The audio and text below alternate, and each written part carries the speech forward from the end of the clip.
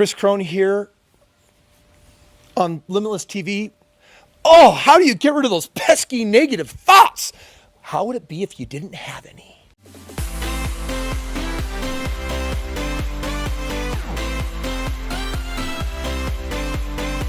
What is a negative thought? If you want to know how to get rid of negative thoughts, we need to first understand what a negative thought is and really where it comes from. You know, one of the things that gets documented so easily all around the world by so many scientists and people is the idea that everything is energy, right? And some energy is positive and some energy is negative. Dr. Emoto took 10,000 pictures in Japan of water molecules as he spoke words to them, and some were positive words and some were negative words. And it was interesting that the positive words end up showing like crystalline formations of water molecules, and then whenever he would speak the negative words, they would just turn into nasty globular clumps. And he was so mesmerized that speaking a word would change the molecule of the water, that he just did it over and over and over 10,000 times. And you see maybe online, Facebook, the rice experiments, right? Speaking the positive words, the negative words. Well, we talk about what is a negative thought, and I believe that we are engaged in a great epic battle between good and evil. Think about it. Look at every popular movie that's out there. Look at everything out there that's trying to promote the difference between good and evil. Take a look at Christianity at its core. Take a look at religion, and it's talking about this great epic battle. And the question is, how does this really play out? Is it really angels and demons? Well, friends, every thought that comes out of our mouth is either positive or negative. And there's an energy behind it. For a moment, do words hurt when we cast negative words in another person? Well, based on the water molecule experiment that I just said, guess what? Our bodies are 70% water. Your words have an impact on consciousness. They have an impact on people around us. So what if words carry with them their own consciousness? Well, positive words, negative words. What if every time we were leveraging positivity, we were being kind, humble, nice, gracious, doing good, lifting, building, leaving a legacy, creating value? What if every time we did that, we were doing God's work? And what if every time we were stepping into the negative and feeling sadness and depression? What if we were trying to tear people down, suing people, taking advantage of people, disrupting value? What if every time we did those things, we were actually on the other side of the fence, and instead of doing God's work, what if instead we were doing somebody else's work? So a person that many of us know, Napoleon Hill, was known for the great books and mastery of Think and Grow Rich and his Mastery series and the Power of Positive Thinking, from his time documented from being with the world's wealthiest people in his day and age. There's a book that he wanted to come out with that he wrote that did not see the light of day until decades, many decades after he died, because the family, his wife didn't want to release it to the public, and then their children and posterity did not want to release it to the public, and only a few years ago did it actually come to light. The book is called Outwitting the Devil.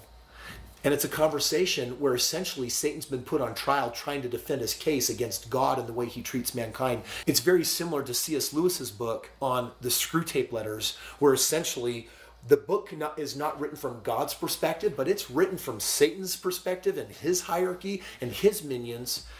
And my personal belief is that engaging in the positive and engaging in the negative is engaging in light or darkness. And for me, I know how I feel when I engage in the darkness. It's not good. Feelings of sadness and negativity and despair or hopelessness and apathy, where does that lead? It leads to addiction, it leads to disconnection, it leads to people producing results that they do not want with their life. Why am I such a fan of the positive? Why have I decided to abandon the darkness? Why am I doing everything I can to be conscious of the negativity that exists in the world and embrace the light? For me, it's because there's a higher power that I desire to serve, and good things come from serving that higher power. Why eliminate the negative from your life? Because bottom line is if you want to produce amazing results in your life, and if you want to leave a legacy, and if you want to do a greater good, that always comes from the positive. So today, when you're having thoughts about the light and the dark, the positive and the negative, and your choice is to be happy or sad, your choice is to tear someone down or build someone up, stop and think for a moment that there might be a greater thing happening here than you may be aware of. You may be enrolled in a much greater army doing a work at that time. And serving the light and serving the dark produces two very different end results of your life. For me, I've seen the results of being committed to the positive. I've been experimenting with it extensively over this past decade. And when I take a look in my life at the results that I've been able to produce, how I transformed my body, how I finally got rid of the weight, how my wife and I finally discovered an unconditional love for the two of us.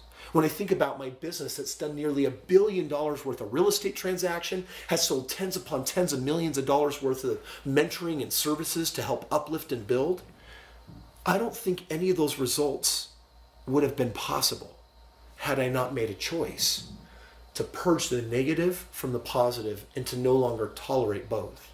If we are engaged in a great epic battle between light and dark, then today is your opportunity. Today is my opportunity to choose which side we'll pick. And this is my advice for you today. Pick a side.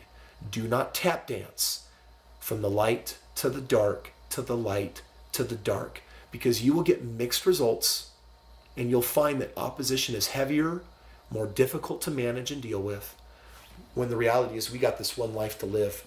What legacy do you want to leave?